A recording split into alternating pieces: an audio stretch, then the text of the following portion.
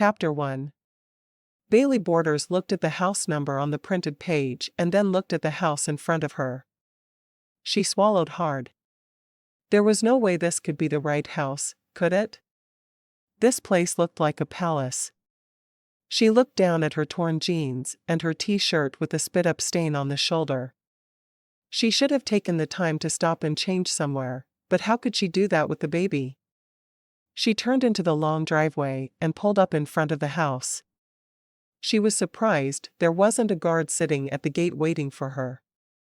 It was that kind of house, a colossal brick home with large columns at the front. She couldn't see how deep it was, but she'd be willing to bet it was the biggest home she'd ever seen. Her 1994 Ford Fiesta with the back bumper tied on with a wire was going to look terribly out of place here.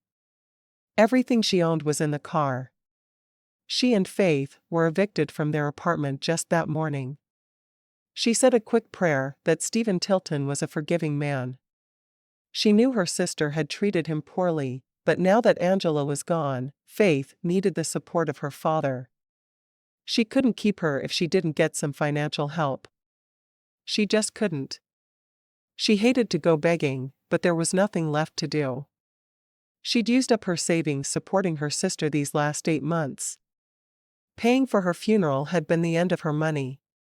Period. She and Faith were evicted, and they had nowhere to go. Please let him understand. Asterisk asterisk asterisk. Stephen used the remote to snap off the television and grinned at his 2 friends and business partners. Why do we even watch the Super Bowl anymore? We always know who's gonna win months in advance. He raised his glass of whiskey in a toast. To Sports Prognosticators Incorporated, the company that revolutionized the sports world.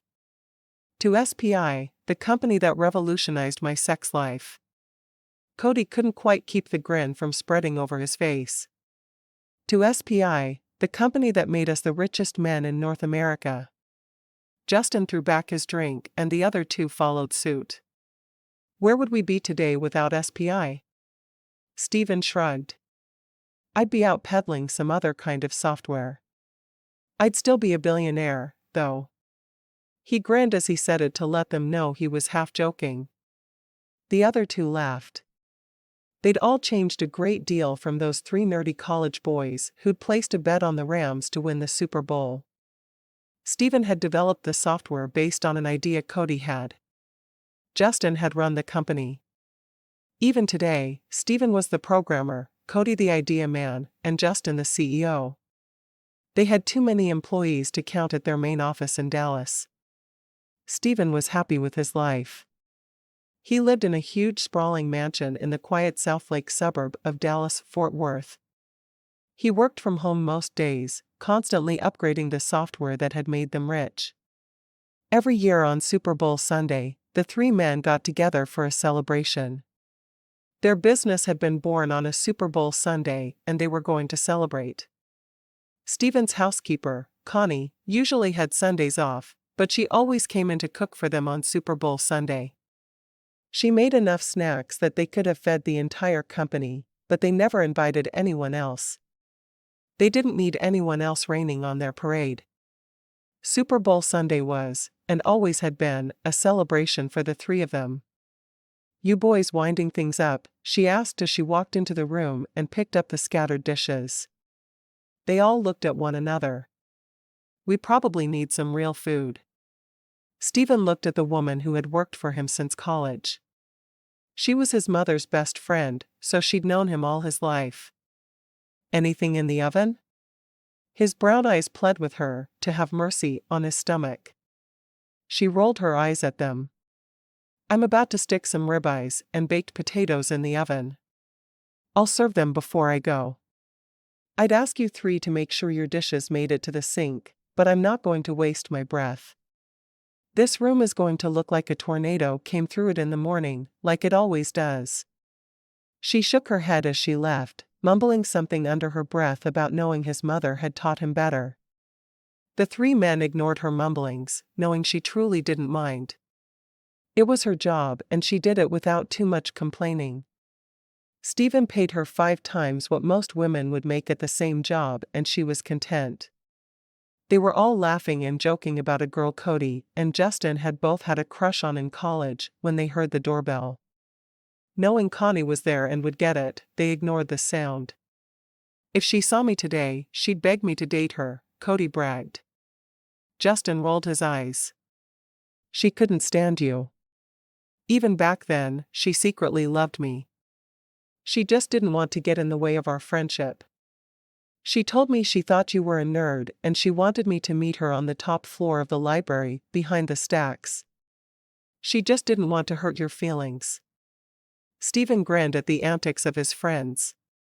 They were both insane. Connie stepped into the living room, then with a strange look on her face. Stephen, you need to come with me for a minute. Can't it wait?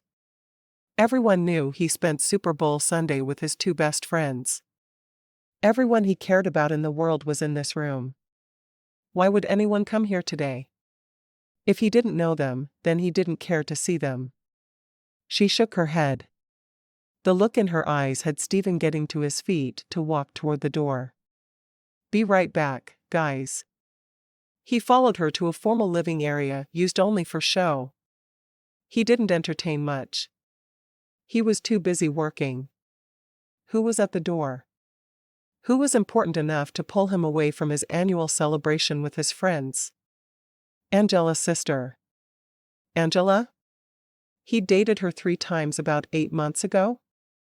What was her sister doing in his house? Angela was a heartless bitch and he never cared to see her again. What's she doing here? Why didn't you just tell her to get out? Connie shook her head, indicating the closed door.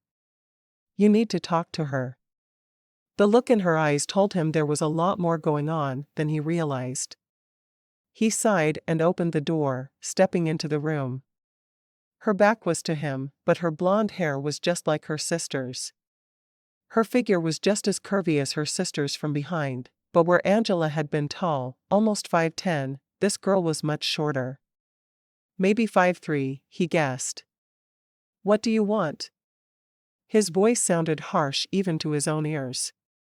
He couldn't imagine Angela's sister being anyone he wanted to have any type of contact with though, and the sooner he made that clear, the better for everyone involved. She turned, and for the first time, he saw the baby in her arms. He had never met Angela's sister. Of course, Angela never talked about anyone but herself, so how would he know she had a sister? I'm Bailey, Angela's little sister. She pulled the pink blanket away from the baby's face. You're a daddy. She watched his face carefully for a reaction. Angela had told her a lot about him, including the fact she'd never told him she was pregnant. He raised an eyebrow. I know for a fact she was sleeping with someone else while we were dating. What makes you think she's mine? He couldn't take his eyes off the little bundle in the woman's arms. Why did he feel like that tiny thing was his responsibility, even though he knew she couldn't be his child? Bailey shook her head. She's yours. Angela told me she was. He had to believe her. He stared at her for a moment. Despite her innocent face, she lied as well as her sister. So? What do you want me to do about it? He'd get a paternity test to prove he wasn't the baby's father. There was no way anyone was going to sue him for paternity for a kid who wasn't even his. I want you to pay child support for starters. I can't raise her on my own. Her voice shook as she said the words, but her chin was lifted and her eyes were steady on his. She blinked to keep the tears that were making her eyes shine from falling. Where's Angela? Why wasn't the bitch raising her own kid? He should have known she'd dump her on the first person she saw. It was so typical of Angela. She shook her head, tears coming to her eyes. She was killed by a drunk driver last month. She sniffed. I've tried to hold it together. I really have. But Faith got sick and I lost my job because I had to take too many days off to take care of her. The daycare wouldn't take her when she was sick. She sucked in a deep breath. We got evicted this morning. We have nowhere to go. If you could pay child support, then we can make it until I find a job and a place to stay. He looked more closely at Bailey's face. Despite its natural beauty, there were dark circles under her eyes. She looked as if she hadn't slept in weeks. A strong wind could blow her over, she was so tiny. He felt a strong surge of protectiveness, both for the baby and her caretaker. He sighed. She seemed real. Maybe all the bitch genes had gone to her sister. I have a better idea. Why don't the two of you move in here with me? I'll pay you to be her nanny. What was he saying? He had no idea how to raise a baby. Especially a girl. What would he do with a baby girl? She stared at him with wide eyes. Live here? I couldn't do that. She shook her head. We'll find a place. We can stay in a cheap hotel until we do. Please, just help me out. She wouldn't fit in here. All she needed was some financial help. She didn't need him or anyone else beyond that. And she was doing nothing wrong by asking for the financial help, she told herself for the umpteenth time. It was his child, and he had more than enough money to pay for her support. If that's really my baby, I want her living under my roof, getting the full benefit of being my daughter. Why was he saying that? He knew for a fact the baby wasn't his, but he couldn't resist the look in Bailey's eyes. What was it about her that was keeping him from throwing her out on her ear? Bailey bit her lip staring at him. It would solve a lot of problems, but Angela said he was an overbearing, controlling psychopath. He seemed normal, and Angela had been more than a little crazy herself. What should she do? She looked down at little Faith and nodded. Do you want to hold her? Agreeing was the only sensible thing to do. He stared at her wide-eyed, but took the baby when she held her out to him. She was so tiny, he was afraid he'd drop her on her head. Would she get permanent brain damage from that? Stephen looked down at the innocent child sleeping in his arms. Whoever's baby she was, she deserved a good home. He could provide one. He'd let Bailey raise her and ignore her until she turned 18.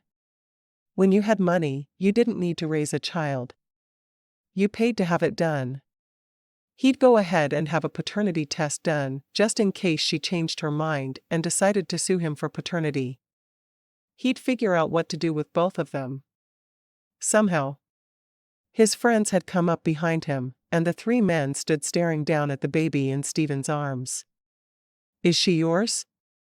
Cody looked from his friend to the baby. She doesn't look like you. Stephen shrugged. I seriously doubt it.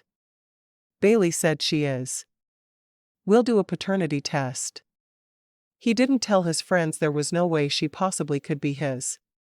He didn't want to upset Bailey. Cody and Justin seemed to notice Bailey standing there for the first time. Cody let out a low whistle. Does she come with the baby? His eyes traveled up and down her body.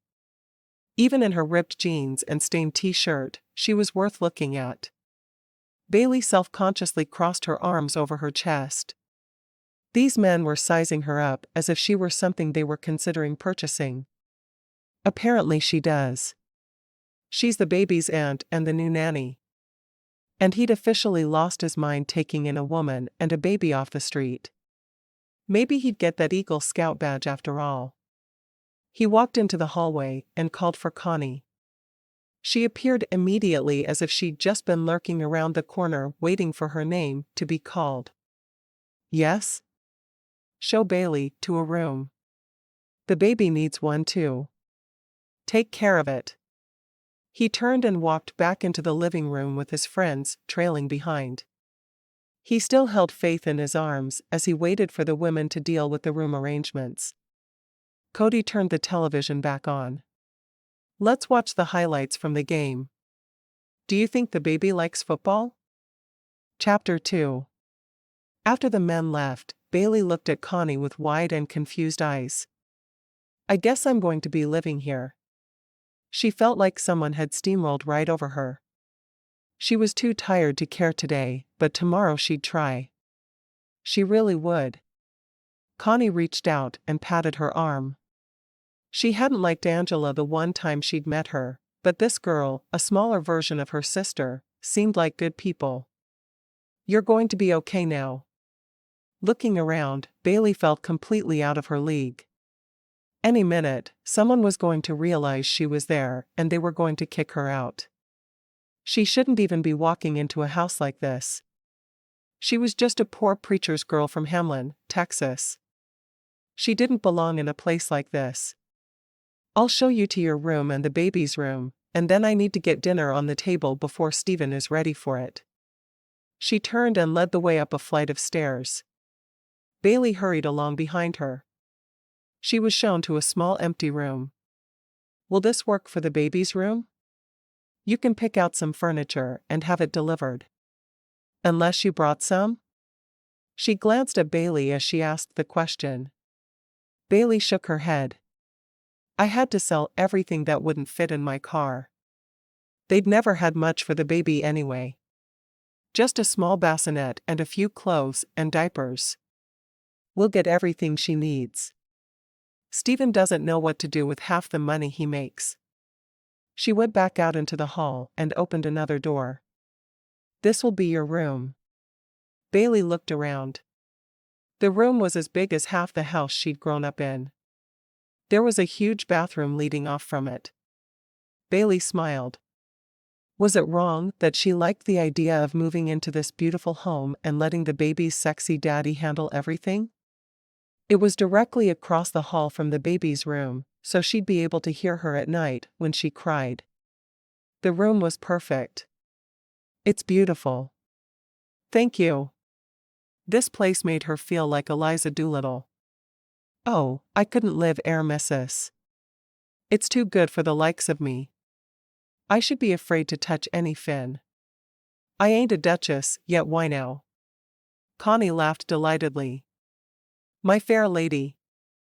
We'll have to watch it together sometime." Bailey grinned at Connie conspiratorially. "I love that movie. I'm always up for a good musical." Musicals and old movies were all she'd been allowed to watch on television when she was younger. Now she chose to watch them because they were so much fun. "What's the baby's name?" "Olivia Faith, but I call her Faith." Angela had chosen the name and had been annoyed when Bailey began calling her Faith. It suited the little girl so much better than Olivia, though. She'd ignored Angela's gripes about the name she used because Angela barely had time for the baby anyway. Bailey had been her caregiver since she was born. "Faith. I like that." She patted Bailey on the arm. "I'm glad you've come to us. I think you're just what Stephen needs." Bailey sat down on the edge of the bed, worn out from her stressful day. Getting kicked out of her apartment and driving halfway across Texas with an infant was not a restful way to spend a Sunday. "I'll be serving dinner in an hour. Come down and I'll introduce you to all my boys." "Your boys, huh?" She liked how the housekeeper talked about the three men. They obviously weren't her sons, but she seemed to love them as if they were. "I claim them most of the time." She winked, ready to leave to go downstairs and start dinner and see how the boys were doing with that baby. Bailey smiled up at Connie. "I'm going to unload my car, and I'll be down in an hour." She rolled her shoulders. She was already stiff from the long drive. The idea of bringing stuff up the stairs made her want to put it off until morning, but she knew she needed to get Faith's things up right away. And it would be so nice to change into some clean clothes. Within the hour, Bailey had carried all of her meager belongings up the stairs and taken a quick shower. She glanced at the clock after dressing. She had a minute or two, and she needed to make sleeping arrangements for the baby before dinner. She looked around her room trying to figure out what to do, and smiled as inspiration struck. She walked to the big chest of drawers and pulled out the bottom drawer, setting it on the floor. She lined the inside with the comforter from the bed and nodded to herself. That would be the perfect crib for tonight. She could sleep with just one blanket. She didn't know where the kitchen was, so she wandered around downstairs looking for it. The house was so big, she was sure she'd get lost more times than she wanted to think about. She followed the sounds of the men's voices and walked in on them sitting down at the table. The baby was nowhere in sight. Where's Faith? She felt a moment of panic when the baby wasn't where she'd left her. Stephen gestured to the kitchen and she saw Connie standing there, looking down at the baby with joy on her face. They're so beautiful when they're asleep. She looked at Bailey standing beside the table. You need to sit down and eat.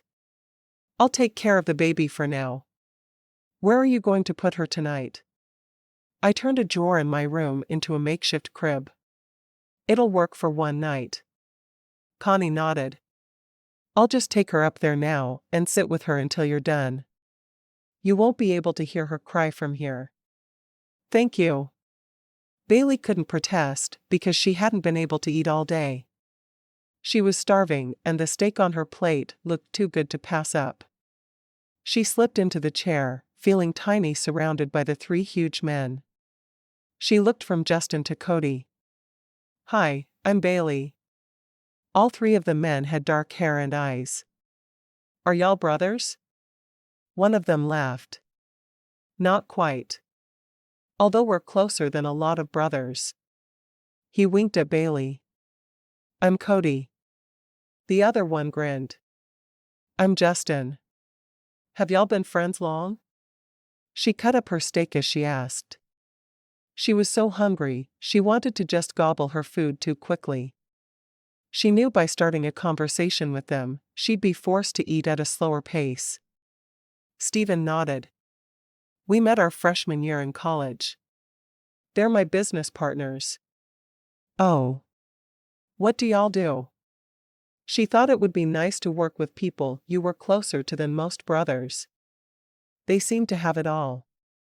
Stephen's eyes widened. Your sister didn't tell you much about me, did she? What was he thinking, inviting a woman who looked that much like Angela to live with him? Was he insane? It had been easy to get rid of Angela because she had the personality of a violated parking meter. Bailey seemed to be nothing like her sister. How many people would throw their lives away to raise a niece? Bailey shook her head. Nothing nice, anyway. Her impish look made Stephen grin. Cody laughed at that. Yeah, we never said much nice about Angela either. After a moment, he realized that may not have been the best thing to say. Cody had always been one to talk before thinking. Saying something mean about her recently deceased sister was probably not the best thing to do. Bailey sighed. I wish there had been more nice things to say about my sister. She cut off a piece of her steak. I miss her, though. And she did. Angela had been the only family she had left, and thinking of her being gone made Bailey want to start crying again then and there. Our company provides software for sports teams. It basically predicts who will win sporting events and helps put the best teams together. Cody's voice was full of enthusiasm as he said it. It was obvious he thought he had the most amazing product in the world. We also have a line for the Fantasy League players. Oh. That sounds interesting. Bailey took a sip of her water. Cody laughed. She thinks our company is dull. He poked Justin. We're billionaires, and she thinks we're dull. Cody sounded positively thrilled to know she wasn't afraid to show her real emotions. Bailey flushed. I didn't say that. She'd thought it though. Bailey rated sports right up there with a trip to the dentist. Justin grinned at her. No, you just thought it. Poor Stephen. He has to live with a girl who thinks his software is dull. He looked over at Stephen and waited for a reaction.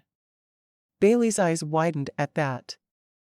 No, we're not living together. I'm just his nanny. They didn't think she'd be sleeping with him, did they? How could they think that? Even Stephen had to laugh at that.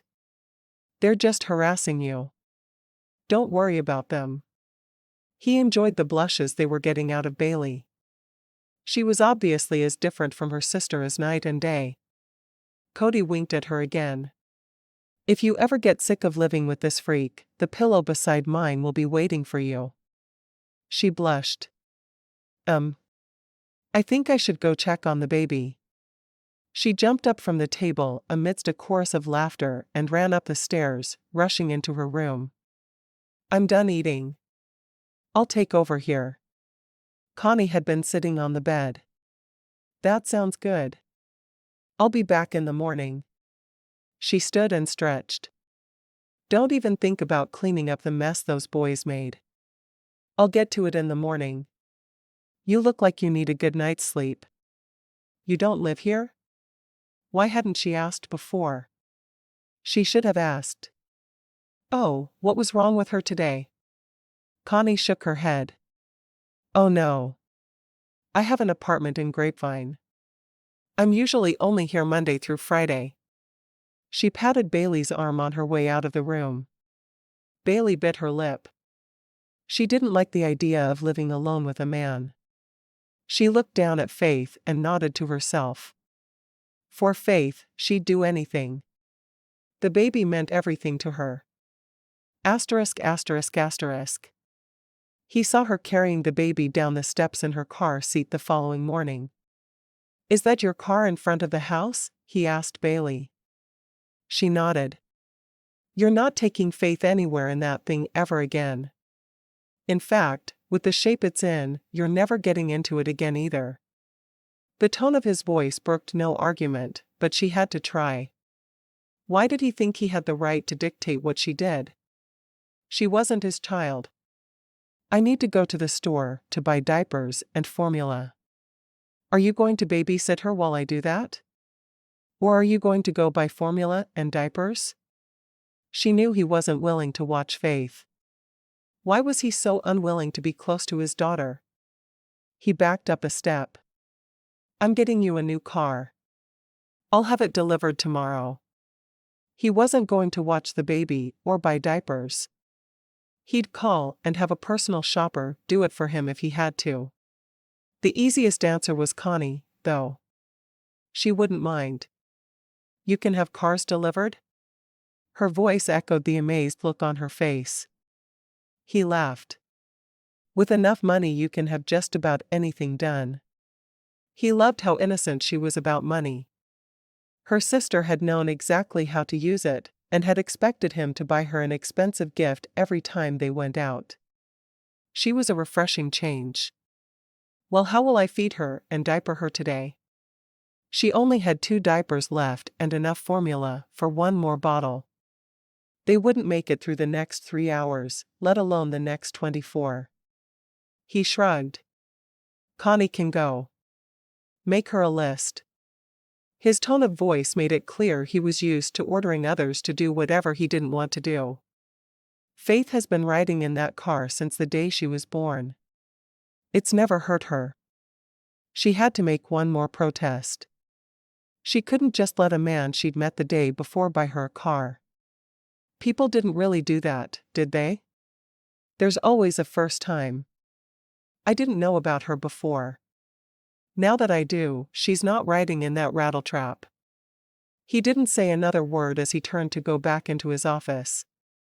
Bailey turned and stalked to the kitchen to make a list for Connie. Your daddy is a pain in the butt, Faithy. I heard that. You were meant to. Asterisk asterisk asterisk. Bailey rubbed her eyes as she quietly closed the baby's door. Faith had woken up hungry at 2 in the morning, and she'd been in feeding her. She wasn't sure where Stephen's room was in this monstrosity of a house, but she didn't want to disturb him. She stumbled toward her room yawning widely. She didn't see Stephen until she bumped into him. I'm sorry. How could she be so tired she didn't even sense him there? He was the most attractive man she'd ever met, and she didn't notice him in the hall? He grabbed her shoulders to steady her. His eyes traveled up and down her scantily clad body. She was wearing a thin tank top and a pair of short sleeve shorts. One breast was wet and the nipple was hard as if begging for his attention. He didn't think about what he was doing, he just pulled her against him, molding her body to his. His lips crushed hers, his hands roaming along her back and down to her buttocks. Half asleep, she didn't even think about resisting. She wrapped her arms around his neck and held on for dear life, opening her mouth under his to welcome his tongue. She felt her blood pounding in her veins. One hand went unerringly to her nipple, stroking its hard peak through her tank where the baby had drooled on her. The baby. She pressed against his chest to push him away, her breath coming in short, quick pants. What was she thinking? He backed up a step, trying to force his mind to wrap around the situation. What was he doing? It was the middle of the night, and he was molesting his nanny in the hallway. What are you doing out here dressed like that? His voice was gruff with sleep and passion. She sucked in another breath, staring at him with wide eyes. Why did she feel so much with him, when she'd felt nothing with her former fiancé, whom she'd loved? Or had she? I'm sorry. The baby woke up and I went to her. I should have grabbed a robe. She felt like an idiot. Did he think she'd deliberately tried to entice him? Of course, she couldn't have expected him to be in the hall at this hour of the morning. Yes, you should have. If you're going to wander around in the middle of the night dressed like that, I'll take you up on what you're offering. He stormed off down the stairs to get the snack he'd gotten up for in the first place. It was bad enough he'd spent half the night lying awake thinking about the sexy nanny down the hall. He couldn't believe she'd been running around half naked in the middle of the night. He'd never be able to sleep again. What had made him think this was a good idea? Chapter 3. The following evening, he walked into the kitchen to find her holding the baby, talking to her in a low voice.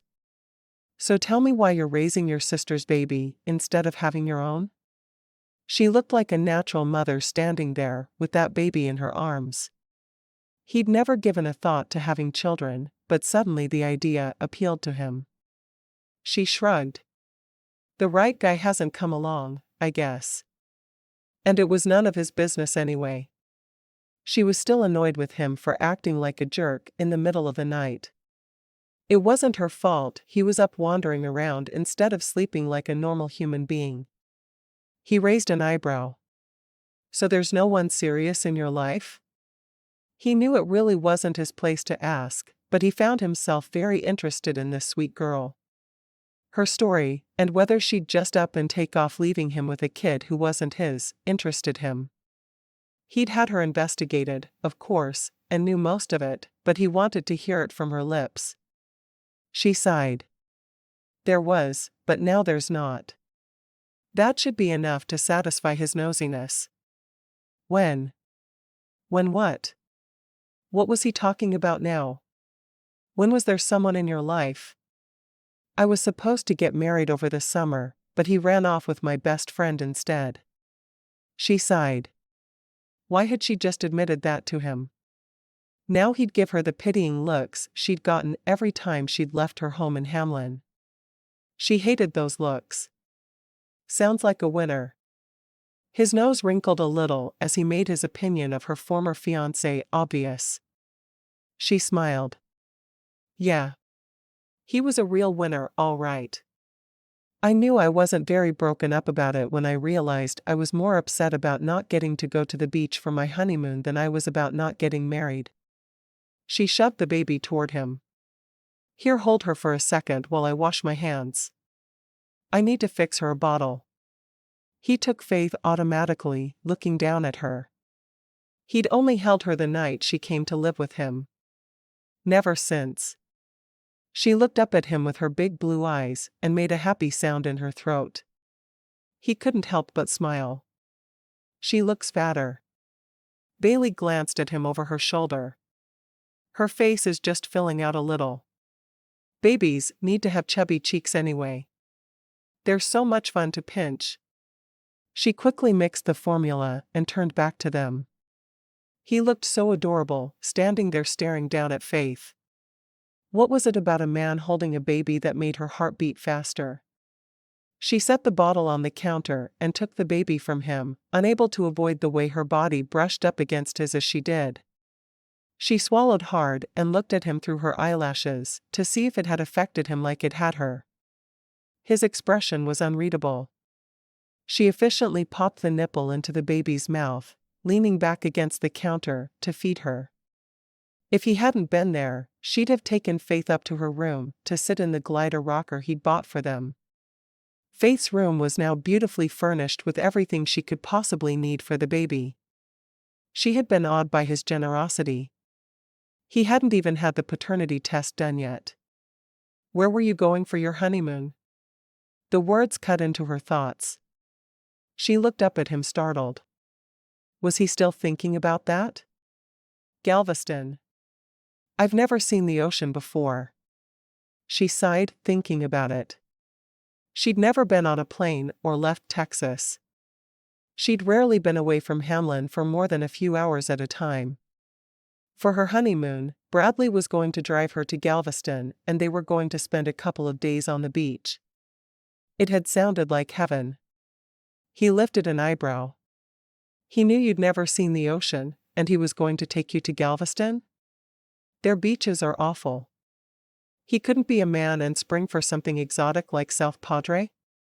His expression showed plainly what he thought of both of the Texas beaches. She shrugged. We didn't have money to throw away. She wasn't trying to defend Bradley, because he didn't deserve it. She simply didn't think he understood there were people who couldn't go through money like it was water. He sounds like a jerk. You know, I'm realizing more and more how lucky I am that he backed out before it was too late. She kept watching the baby rather than letting him see her face as she said those words. She didn't want him to realize he was the one who'd brought her to that realization. His kiss had already taught her she wouldn't have been happy with Bradley. There had been no real spark between them. If she got engaged again, it would be to a man who could make her blood boil. He smiled. You are lucky. He finished fixing his sandwich and with a casual, "good night," thrown over his shoulder, he went back to his office. As soon as he'd shut the door, he picked up the phone. When he, Justin and Cody had made their first billion, they'd taken a vacation to the island of Motutain. It was a private island they'd rented for the week. Everything they'd wanted had been within their reach. They'd lived in a virtual palace, and had staff to see to every one of their needs. Valentine's Day was just a week away, and he was taking his little nanny to see the beach. She was going to see the ocean in style. Not from some little 2-star hotel in Galveston. She deserved better. He grinned. For some reason, he wanted to make her happy. Life had thrown her some curves, including the baby she was raising, and she deserved better. Justin had been making noise about needing to have a business meeting anyway. He'd just have the meeting on Motutain. The others wouldn't argue. They could bring dates if they wanted. He grinned. He'd just make sure to invite them a day late, so he and Bailey could have some time alone together. Asterisk asterisk asterisk. Bailey needed to do some shopping for Faith and wasn't comfortable asking Stephen for money, so she asked Connie how to handle it. Stephen had furnished her room, but there were little things she still needed, a lot of little things, and Faith had almost outgrown her 0 to 3-month clothes. Connie pulled out a credit card and handed it to her. Just use this. Stephen pays it. Bailey looked down at the card. Will he mind you loaning it to me? She'd never had use of someone else's money before and it made her more than a little nervous. Connie shook her head. You really need to wait until the car is delivered, though. He said it should be here this morning. Bailey sighed. I wish he'd just let me use mine. I feel weird driving other people's cars. She'd never driven a brand new car in her life. All her cars had been used when she'd gotten them and she drove them until they couldn't be driven any longer. Connie laughed. The car will be for your use and your use only. Think of it as your car. He probably won't let you drive yours again anyway. It's too old. Connie shook her head. I'd be willing to bet money he's already arranged for it to be towed. Bailey shrugged. I've been driving it for years. She wasn't particularly attached to her car, but it probably had a few good months in it before it died on her. It shows. Trust me on this. Drive what he tells you to drive. Bailey nodded and headed back upstairs. Hopefully the car would be there soon, so she could go get the errands taken care of. Connie came and found her in Faith's room less than an hour later. Your new car's here. She held a set of car keys out to her. She looked up nervously, not reaching out for the keys. What did he get? She was almost afraid to know. Hopefully something she wouldn't be afraid to get behind the wheel of. Cadillac Escalade. He wanted you to drive something big with more protection for the baby is what he told me. Her eyes widened. An Escalade? I'd be afraid I'd wreck it. Those things cost a fortune. She couldn't drive something like that. She'd worry about every scratch. Connie handed her the keys. Enjoy. Bailey stared down at the keys in her hand, wondering what she should do. She wouldn't feel comfortable driving a luxury SUV. She knew she wouldn't. On the other hand, Stephen had a point about her car. It had broken down on her more times than she could count. She shrugged. It was his baby. Within a few minutes, she was off to get the things the baby needed driving the Escalade. He was the boss, and she wasn't going to fight with him over it. If he wanted her to drive an expensive vehicle, that was his prerogative. She had to admit the leather interior felt luxurious to drive. She'd never even been inside a vehicle like this, and found she loved it. How was she ever going to be able to go back to driving cars she could afford? When she got back, she carried the sleeping baby up the stairs in her car seat. Slipping her out, she put her in her crib and left the room. She carried in several bags of baby paraphernalia. On her second trip in, Stephen came out of his office to stop her.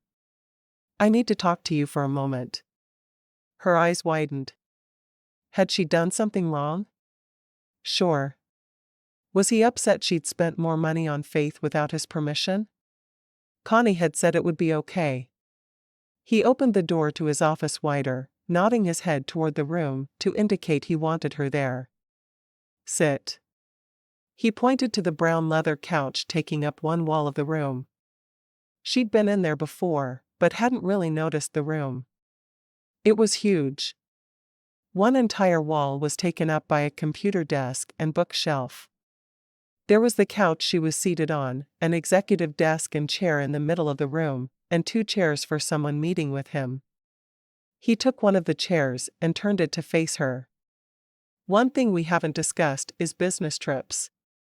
While Faith is so young, I don't want to leave her behind while I travel. I'd rather she went with me, which means you need to travel with me as well.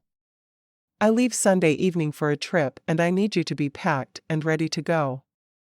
It was the best reason she had to go to the beach that he could come up with on short notice.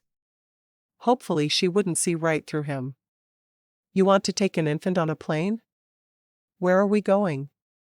Her mind went through all the things she'd need to take to make Faith comfortable while traveling. It was mind-boggling.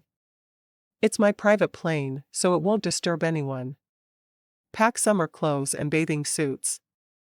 That type of thing. He shrugged as if it should be a simple matter to just drop everything and pack up for a trip. Where are we going? Her voice was more insistent this time. She really did need to know so she could pack appropriately. What if he wanted to leave the US? She didn't even have a passport. Does it matter? I'm going, and you're going with me. He didn't want to tell her where they were going, and he certainly wasn't going to tell her they were taking the trip just for her. He couldn't wait to see his little nanny's face when she saw the ocean for the first time. I'll arrange to get you a passport. It seemed as if he'd read her mind. She bit her lip. She wanted to tell him she wouldn't go, but she couldn't do that. Couldn't he ever ask for anything? Everything was an order coming from him. Have you ever asked anyone to do anything in your life? Were you born ordering people around? She was stalling, and she knew it. How could she make a decision about whether to go on a trip with him without a minute to think about it? I had a swastika painted on my diaper. You'll be ready. It wasn't a question. She wondered what he'd do if she started calling him Maine for her. It was Thursday, so she only had 2 days to pack. I don't know if I have the right clothes, she stalled. She wasn't trying to get him to buy her anything new, she was genuinely hoping she could get out of going with him until Faith was a little older. Buy them. Use the same credit card you used for Faith's stuff. Spend whatever you want. Just make sure you're ready for a week-long warm climate vacation on Sunday afternoon. She sighed. She had the clothes because she'd bought them for her honeymoon, and he knew it. All right. Faith and I will be ready. She really felt reluctant about going with him, and it wasn't just the baby. She simply didn't feel right going on vacation with a man she barely knew. They both stood at the same time, and she found herself too close to him. She tried to take a step back, but the couch was there. He'd pulled the chair over too close for her to have any room. Her breasts brushed against his chest, and she sucked in a breath. What was it about him that kept her senses alive? As soon as they came into contact with one another, he felt a jolt of electricity spread through his body. His fingers went to stroke the side of her cheek. Why did he feel like he needed to protect her as much as he wanted her? I think I hear the baby crying. She couldn't meet his eyes as she said it.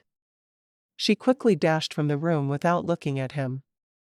She hoped there were going to be a lot of people around on this business trip, because she wasn't sure how much longer the morals her daddy had pounded into her head were going to stick. She ran up the stairs, forgetting the bags of baby things in his office. She went into the baby's room and started putting away the things she'd brought up previously, remembering right away she'd forgotten 2 bags in his office, but not willing to go back for them. She needed a little time before she'd be ready to face him again. While Faith slept, she hung her sweet little dresses in the closet and put away diapers in her changing table. She was almost done when the door opened. She looked up and immediately blushed. You forgot these in my office, he whispered, noting the baby was asleep. He put the 2 bags on the floor inside the door. Guess you didn't hear the baby after all. She shook her head. She was still asleep. She couldn't meet his eyes. Thanks for bringing those up for me. She hated that he'd caught her in the lie. Would he think less of her for it? No problem. He walked into the room and looked down at the sleeping child. Don't you worry you'll wake her if you're in here rummaging around while she's asleep? Nah. I've known people who would deliberately vacuum their baby's room while the baby was sleeping to get them used to sleeping during loud noises. Not that she'd ever do it, but she'd heard it worked wonders. It just seemed cruel somehow. She picked up the bags he'd brought in and started to put things away. You know you don't have to be afraid of me, right?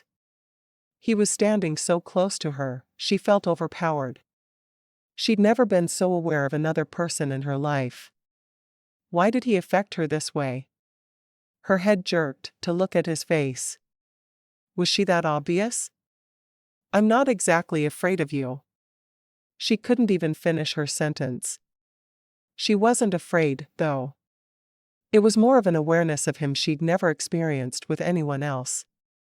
He raised an eyebrow, his face transformed by a smirk. Really? You're not afraid of me? He was laughing at her, and she knew it. She blushed. I'm just not comfortable around you. That was putting it mildly. It was like saying sleeping on a bed of nails wasn't as comfortable as a feather bed. He took the bag from her and held each of her hands in his own. Why not? He liked how flustered she was around him, but knew he'd like it more if she gave in to the feelings he could see in her eyes. I'm not sure I can put it into words. She couldn't look above the collar of his shirt. She did know how to put it into words, though. I'm in complete lust with you and don't know what to do about it. I'm torn, because I don't think I should sleep with you, but I want to. I want to be close to you in every way a human being can be close to another. Try. She swallowed hard. Well, to be honest, after that kiss in the hall the other night, I'm just a little bit embarrassed. There. That should satisfy him. And it was the truth, sort of. Why? You've been kissed before, right? He was staring straight at her lips, like he wanted to kiss them again. She needed to get away from him, but when she tried that, he just followed her. She felt like her face was on fire. Yeah, but never like that. She had been kissed, but only by one man, and he hadn't been half as good at it as Stephen was. She couldn't say that without her face burning off, though. He had to fight to keep the grin from his face. What was different about my kiss? Didn't your fiancé kiss you? He pressed the issue, knowing he was embarrassing her, but hoping she would admit how she was feeling. She shrugged.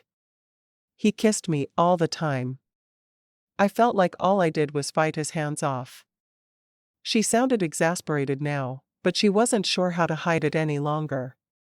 He couldn't keep the grin from spreading across his face anymore. I see. You didn't like it when he kissed you and touched you. He paused until her eyes finally met his. You liked it when I touched you though, right? She nodded helplessly, mesmerized by his brown eyes. How much longer could she stand here having this conversation with him without getting so embarrassed she ran from the room? Would you like it if I kissed you again? He asked, his eyes staring into hers. When she didn't answer, he lowered his head slowly, giving her plenty of time to back away if she didn't want this.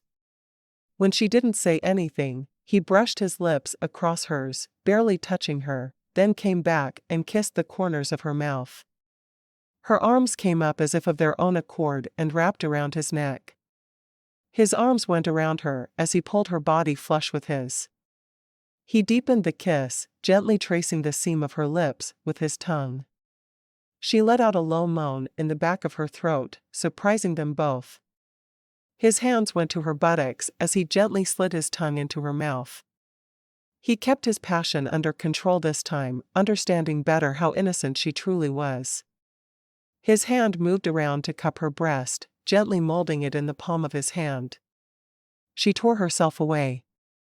He groaned. What was wrong? Then he heard it too. Faith was crying. How was he ever going to get the nanny into bed if the baby was always crying? He needed to get another nanny so he could properly seduce the first one.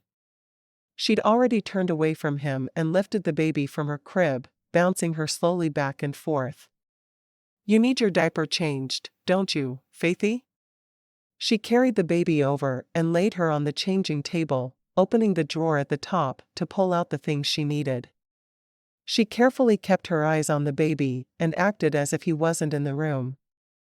Maybe he'd take the hint and leave. Faith gurgled happily when she saw Bailey leaning over her, crooning in a soft voice. Stephen quietly left the room. Maybe he could get someone to come in and sit with Faith for a few hours while they were on Motu Tain. He would love to have a special candlelit dinner on the beach for Valentine's Day. She needed to be treated like she was special. As Bailey sat feeding Faith her bottle, all she could think about was the kiss she'd just shared with Stephen. It was so different from the first, when he'd been demanding and rough. This time it was almost as if he were treating her like a porcelain doll. She wasn't sure which she preferred. They both sent her pulse rate through the roof. How far would she have let him go if the baby hadn't started crying then? She liked to think she would have stopped him, but she wasn't sure. She certainly hadn't wanted him to stop. Why hadn't she ever felt that way about Bradley? When she'd agreed to marry him, she was sure she'd felt passion when he'd kissed her. She was wrong, though. What she'd felt when Bradley touched her paled into insignificance next to how she felt when Stephen touched her. Did he have electricity in his fingers? She could swear he did. He lit her up like a Christmas tree every time he walked into the room. She said a quick prayer of thanks that she hadn't married Bradley. Being married to a man who she only had a slight affection for would have been horrible. She couldn't imagine having sex with him. It would have been a miserable existence. On the other hand, she couldn't stop imagining having sex with Stephen. The past 2 nights her bed had been completely torn up because she'd tossed and turned thinking of him. Her body was on fire even now, thinking of how it felt to be in his arms. How could she keep holding out against a man like that? Was it even possible? She looked down at the precious baby in her arms. Your daddy is going to be the death of me, Faithy. I don't know how I'm going to handle being on vacation with him. I really don't. Chapter 4. Bailey carried 6 suitcases down the stairs on Sunday afternoon in preparation for their trip. After her 3rd trip down the stairs, Stephen glared. How many suitcases does one woman need? Shorts don't take up much space, and we're going somewhere hot. He was getting more than a little exasperated with her.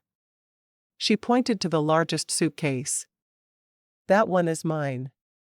The others are for Faith.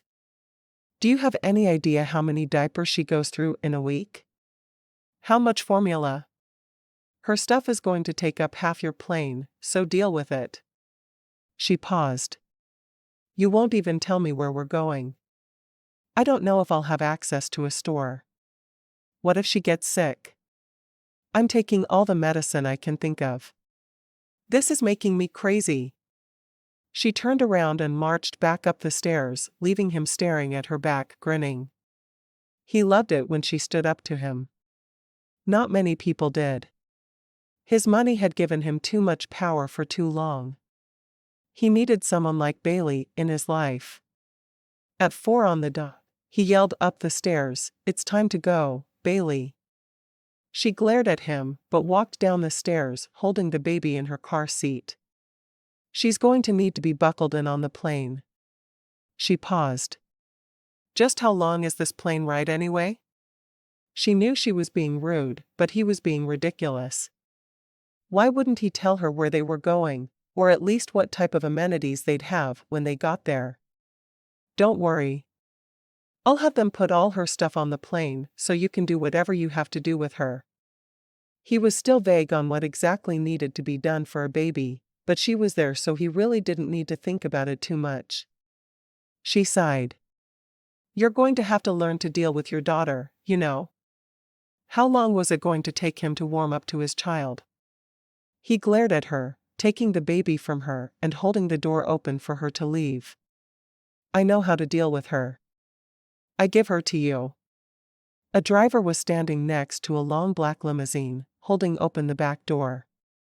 Bailey stopped short when she saw the limo. Get in, Bailey. We have a long flight. His hand on her back was pushing her forward toward the limo. She stood staring for a moment, and then climbed into the back. He handed the baby to her, and she buckled her car seat into one side, and slid into the seat across from the baby. You didn't tell me we were taking a limo. She folded her arms across her chest, as if not telling her which car they were taking was an egregious error. He slipped into the seat next to her, grinning as she moved away from him toward the window. He buckled himself into the middle of the seat, so she'd have nowhere to go. I don't tell you a lot of things. Get used to it. It was all he could do to keep the grin from crossing his face as he said the words. He knew he was driving her crazy, and he wanted to see what would happen if he pushed her over the top. Teasing her was fun. She sighed. You know, you can be really nice sometimes, but sometimes, you're a real ass. She turned away from him, staring out the opposite window, letting him know, in no uncertain terms, she was more than a little miffed. He laughed. Did the word ass just come from your innocent little tongue? She folded her arms across her chest and glared at him. She never used foul language. He was going to drive her to drink before she knew what was happening to her. Are you proud of yourself for making me say a cuss word? He seemed genuinely thrilled she'd cuss it at him. What was wrong with him? He nodded emphatically. Sure am. Pretty soon, maybe I'll have you gambling and drinking with me. She sighed. Her daddy would not approve of this trip. He wouldn't approve of her spending 5 minutes with her traveling companion. I sure hope not. My daddy would roll over in his grave. She paused and gave him an evil look. He taught me better than this. Stephen threw back his head and let his laughter roll through the air. He couldn't remember ever being with a woman who made him laugh before. She was good for him, whether she thought so or not. She rolled her eyes at him, turning away to look out the window. He put his hand on her thigh casually. She picked up his hand and returned it to his lap, trying not to let him know how his touch affected her. He grinned and put his hand back on her thigh. Without looking at him, she put it on his lap again. Do you not want my hand there? His voice was full of an innocence she wasn't buying. She turned to look at him, giving him a disgusted look. What do you think? He put his hand back on her thigh, squeezing it through the denim of her jeans. I think you like my hand there, and you're not ready to admit it to yourself. She blushed, but removed his hand again. I can admit it to myself. It's you I'm not ready to admit it to. She turned her head away again so he wouldn't see her blush. You don't have to admit it to me, because I already know. See how easy that is? He put his hand back on her thigh. She moved it back to his lap.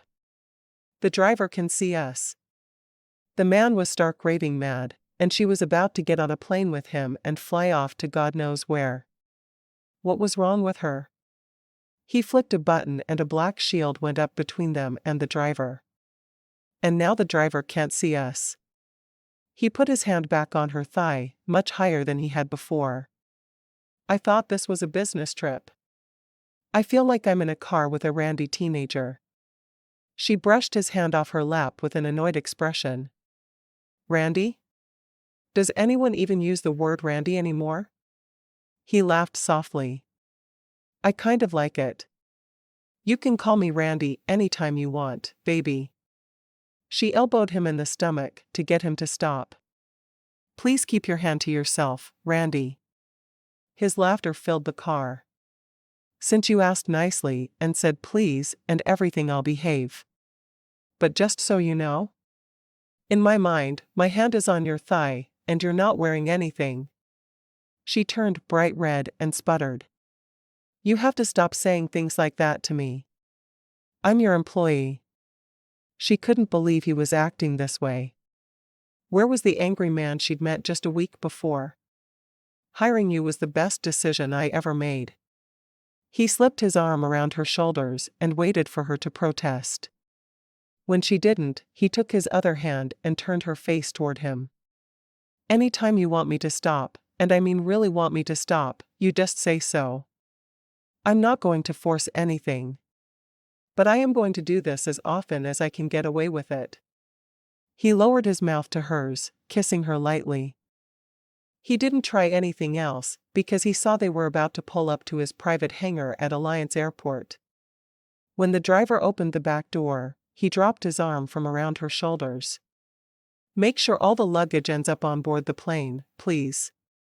We'll need to be able to have easy access to it. Of course, sir. The driver acted as if Stephen were royalty. That's his problem, she thought. Everyone treats him like he's the most important person in the world, so he thinks he is. Stephen climbed out and waited while Bailey unbuckled Faith and handed her car seat to him. He looked down at the blanket Bailey had tucked over the baby's face before handing her out. Are you sure she can breathe okay? The concern in his voice thrilled her. He seemed to genuinely care about Faith. Bailey smiled at him. She's fine. I just don't want her to catch cold. He seemed to be more interested in his little girl every day, and Bailey loved that about him. He led the way onto his private jet, setting the car seat down in one of the seats. "Would you mind buckling her in? I'm not sure I'd do it right." Bailey immediately went to the baby to buckle her in and looked around at the jet. It was huge and seemed to have every amenity they could possibly ask for. A stewardess came out as soon as they were seated, asking if they'd like a drink. Bailey asked for a Pepsi, while Stephen ordered bourbon. Bailey chose a window seat because she'd never flown before and wanted to be able to see out. "How long is our flight?" She figured if she asked often enough, he'd finally tell her. Stephen just smiled at her, refusing to answer just as he had the last time she'd asked. She sighed. If he wanted to hide the destination of his business trip, that was up to him. He worked on his laptop for the first part of the trip. He kept glancing out the window to see if they were near the ocean, but would quickly glance back to his computer if she spotted him. When the ocean did come into sight, she breathed in quickly. "Oh, the ocean. It's so beautiful." She turned to him excitedly. "Will we be near the beach? I could take the baby." He smiled. "Wait and see."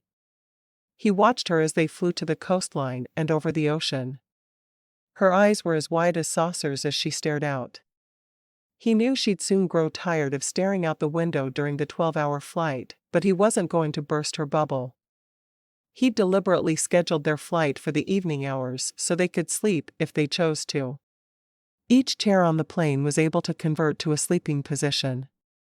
She had to get up to tend the baby a few times, but obviously Faith liked flying because she slept soundly most of the trip. Finally, around midnight, after they'd been served a light snack, Bailey laid her chair back to sleep. He watched her sleep for a few minutes before sliding his own chair back and joining her. Without thinking about it, he reached his hand out to hold hers while he slept. He didn't wake up until the wheels of the plane touched down on Bora Bora. He'd arranged for a charter boat to take them to the private island of Motu Tain. He couldn't wait to see her face as she walked along the beach for the first time. He shook her gently to wake her, and then unfastened the baby's car seat. She sat up, rubbing her eyes bemusedly. "Are we here?" Her voice was husky from sleep and he loved it. She'd never sounded sexier to him. "Yeah, we need to take a boat to our destination now. There's no airport on the island." Her eyes lit up at the word island, but she didn't say anything. She grabbed the diaper bag, and he gave instructions for the luggage to be put onto the boat. He carried Faith off the plane, stretching his muscles as he walked. The seats on the plane were as comfortable as money could buy, but no matter how comfortable they were, it still made you stiff to sit for 12 hours. He led her to the waiting boat, watching as she took her seat. He'd tried to time the flight perfectly so they could watch the sunrise across the water as they sped on the boat to the private island. He could see by her face that he'd accomplished what he'd set out to do. Her eyes were glued to the sunrise. The sky and the water were painted a lovely shade of pink. "It's so beautiful." She turned to him with a grin. "Thank you for bringing me with you." She didn't give him a chance to reply, just turned back to watch the water. The salty spray hit their faces, and she quickly reached out to tuck Faith's blanket around her face. She would not be happy waking up with salt water in her face. He laughed, thankful she knew to think of things like that, because he never would have. The island was just as he remembered it. There was a huge resort he'd rented just for their small group. The other two men had indicated they were each bringing someone, which had both surprised and pleased him. It would be nice for Bailey to have someone to be with while they were in their meeting. There were no people other than the staff who would serve them. After the boat stopped, he helped her onto the dock, watching her obvious delight in the island. "I can't wait to build a sand castle." She raced toward the resort, leaving him to carry the baby. "I think she likes it here, Faith." It was the first time he'd talked to the baby, and was surprised at how naturally it came to him. He gave instructions for the luggage and followed Bailey up the path. She was spinning around looking at everything when he walked in behind her. "This place is amazing." The excitement in her voice had him smiling. It was so much more fun to do things he took for granted with someone who had never done anything remotely similar. He grinned, putting the car seat on the floor and walking up behind her, his hands gently rubbing her shoulders. "Do you want to stay here in the main building? Or do you want to stay in one of the smaller bungalows along the beach?" He didn't care which she chose as long as he could stay with her. "Where will you be?" She wanted to stay here, but if he would prefer a bungalow, then she would choose a bungalow. "Wherever you and Faith are." "Then I want to stay here. It's so beautiful." She turned to him and threw her arms around him. "Thank you for bringing us. I can't wait to start exploring." She picked one of the big suites for herself and the baby, immediately unpacking for them. When she was done, she wandered into the living area. "When will your business associates get here?" It felt weird to be there without them, but she hoped it would be a while before she didn't have him all to herself. He shrugged, choosing not to answer, staring out the window instead. She walked over and stood next to him, looking out at the beach. "I've never seen anything as amazing as the sunrise over the water this morning." He smiled.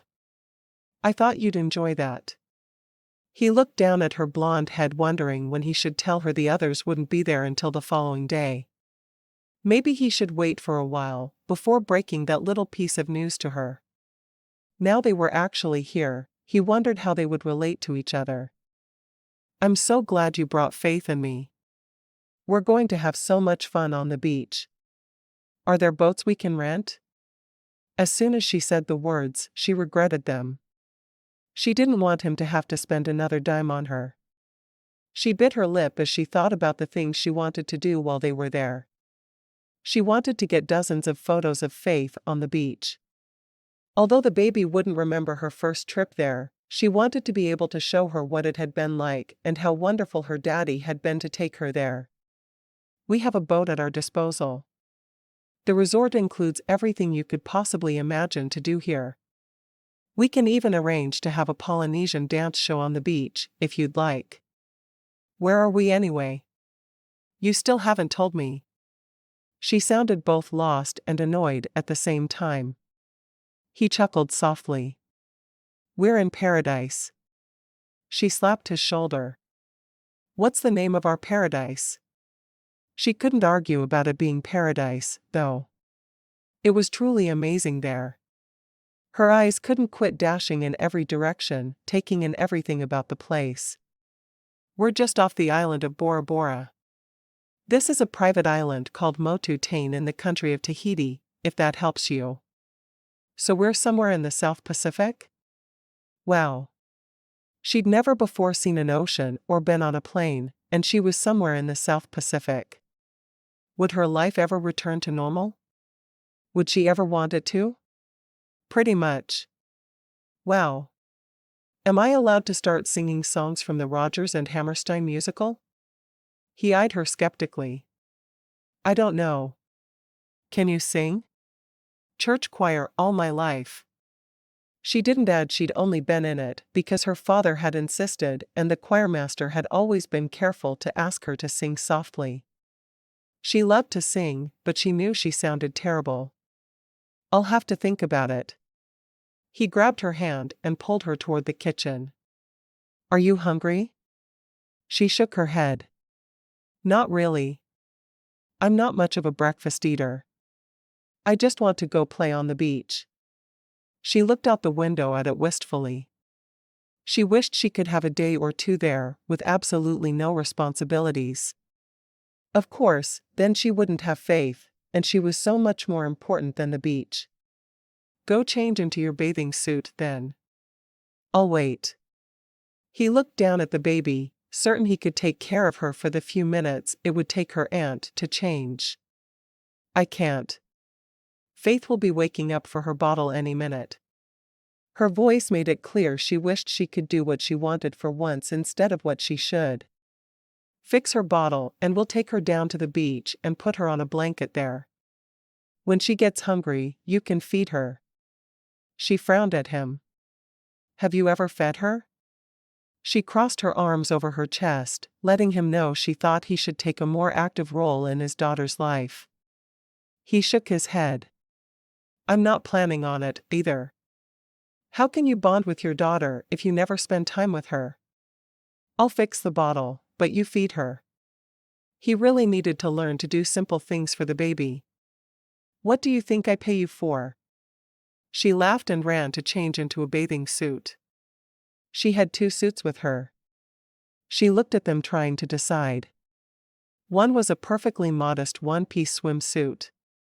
She'd never worn anything else. For some reason she'd bought a 2-piece for her honeymoon, but had never worn it. She looked at the skimpy bikini and contemplated. The good girl in her told her she should wear the practical one-piece. The bad girl, who wanted nothing more than to spend the night in her boss's arms, told her the one-piece was boring. After a moment of debate, she changed into the pink bikini. She was tired of being a good girl. She was in a tropical paradise with the first man who had ever made her blood sing. She was going to ride this wave as far as it would take her. She grabbed the terry cloth robe from the back of the door and slipped it on before she left the room.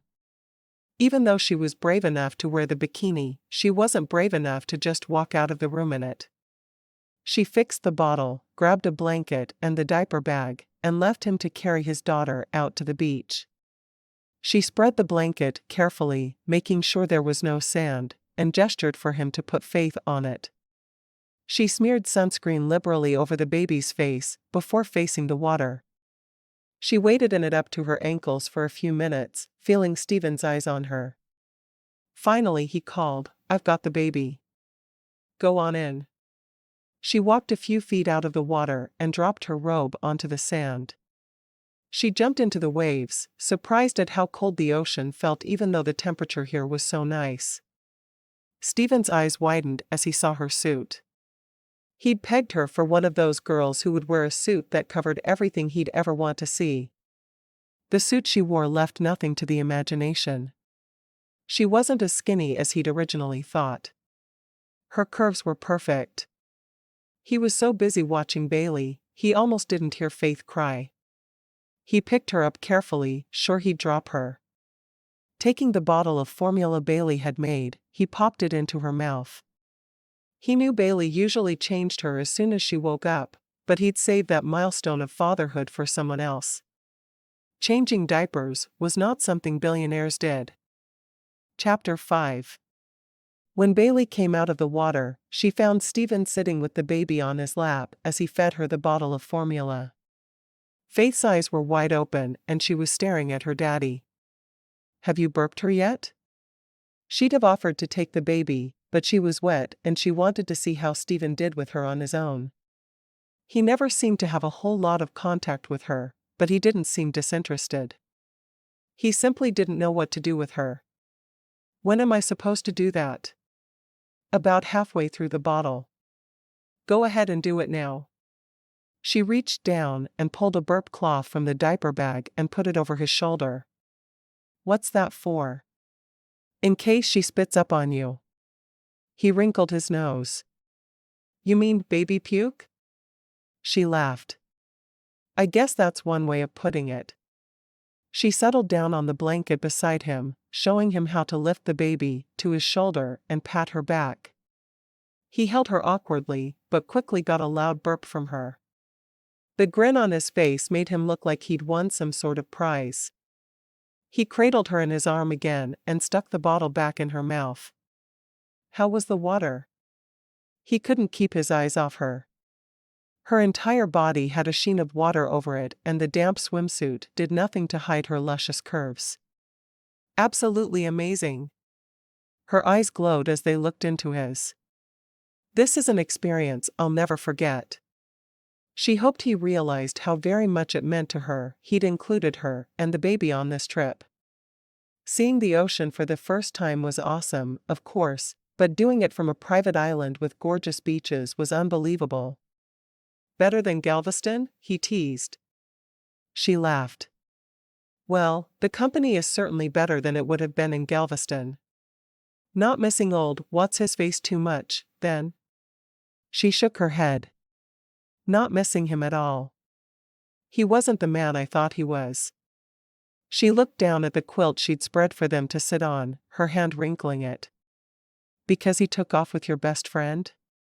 She shrugged. Actually, it's more than that. His biggest complaint about me was always that I'm too perfect. She wrinkled her nose as she said the last word. I'm anything but perfect.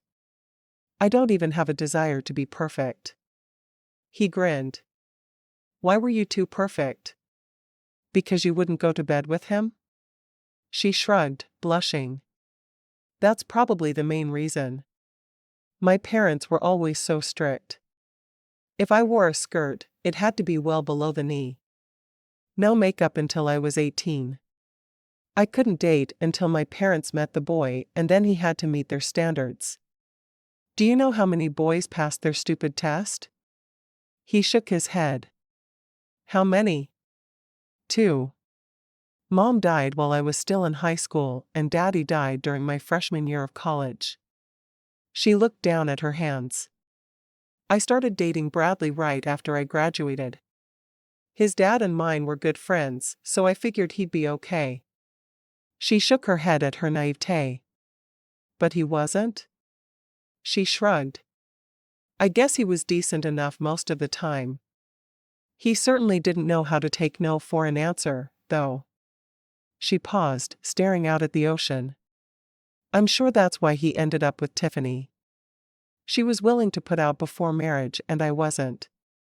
Of course, if he'd just waited a few more days, it all would have been good.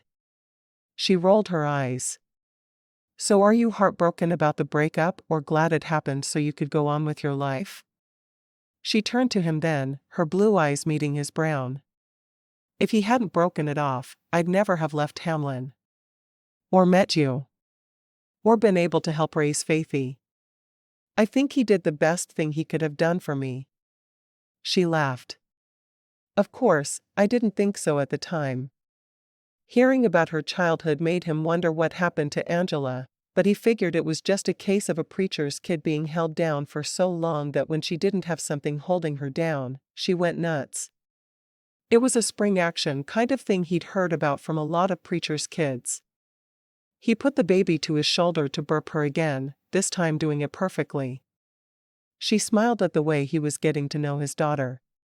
My life is a little different than I expected, too. I mean, a week ago I was watching the Super Bowl with my 2 business partners, and suddenly I have a baby I never knew about. And then a nanny moves in with me. What happened to living it up? She grinned. Well, the nanny can move out and leave you and your baby to yourselves. Not that she'd ever leave her niece, but it was fun to tease him and watch his face blanch at the idea. Don't you dare. He propped Faith into a sitting position on his lap so she could see Bailey. Bailey's heart skipped a beat at his words. For all his gruffness, Stephen was a man who had a lot of love to give. He was a giver, and she needed him in her life. She smiled at him. I was hoping you'd say that. Are you hungry yet? Stephen wasn't comfortable with the direction the conversation was going. He was beginning to feel a lot more than lust for his sweet young nanny. She nodded. Swimming always makes me hungry. Is it too early for lunch? She put her hand to her stomach, amazed at how hungry she was. He glanced down at his watch. Nah, he handed Faith to her and got to his feet, reaching down for the little girl. Let's go eat. Asterisk asterisk asterisk. By the time Faith was down for her nap, Bailey was starting to get nervous. She was still wearing her bikini under the white terry cloth robe. Stephen gave no indication he was ready to get back to work. For once, he seemed ready to focus on the people around him. Where were his business associates?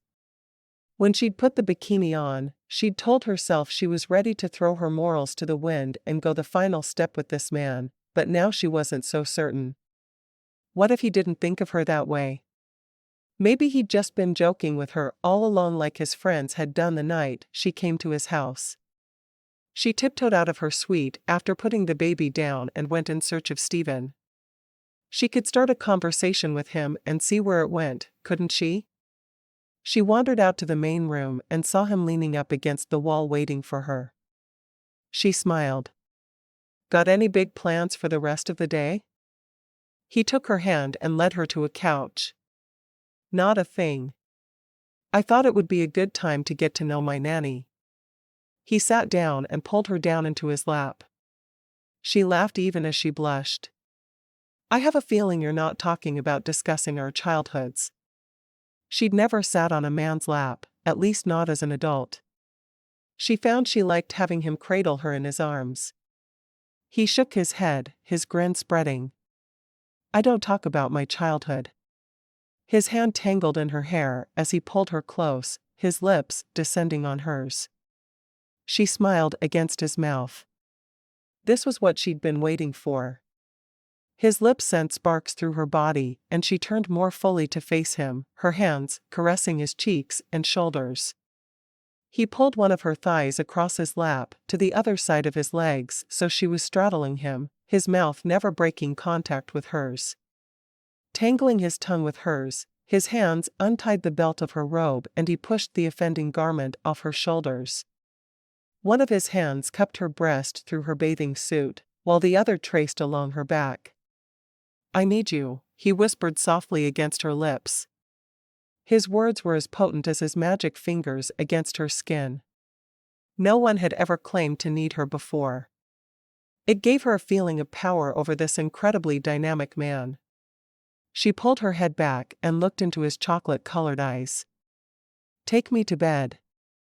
She couldn't believe she'd said those words to him, but seeing the way his eyes narrowed, she was glad she had. He pushed her to her feet and taking her hand, led her to his room, which was identical to hers. He stopped beside the bed and untied the straps of her swimsuit top. He pushed down the bottoms and laid her back onto the bed, following her down. He trailed his lips along her neck and down to her taut nipple, laving it with his tongue.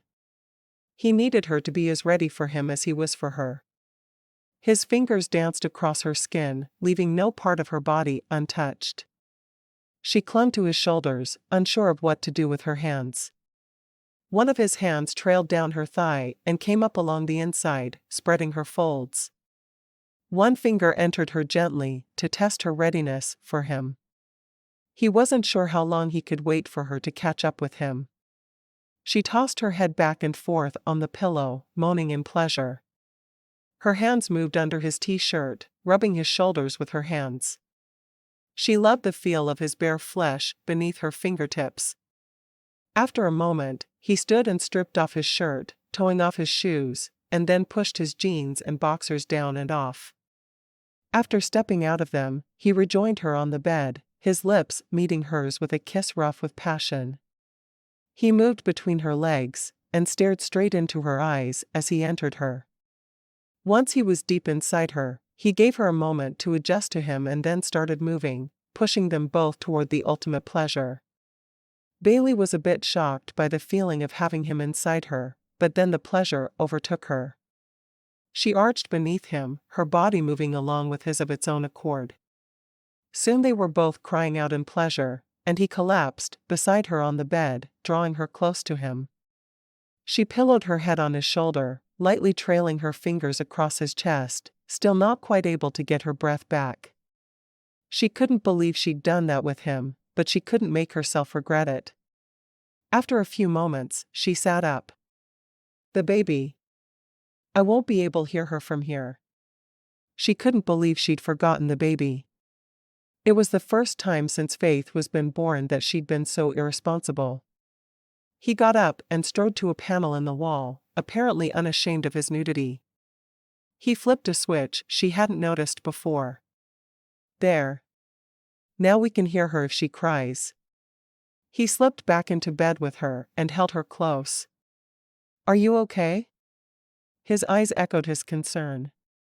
She was too precious to him to hurt her in any way. She nodded, embarrassed, burying her face into his shoulder. He smiled at her timidity. Are you going to be embarrassed every time I make love with you? His voice made it clear this was not an isolated incident. He planned on doing this often. Probably, she mumbled, her voice muffled by his flesh. He laughed softly. I'll just have to do it more, so you'll get used to it.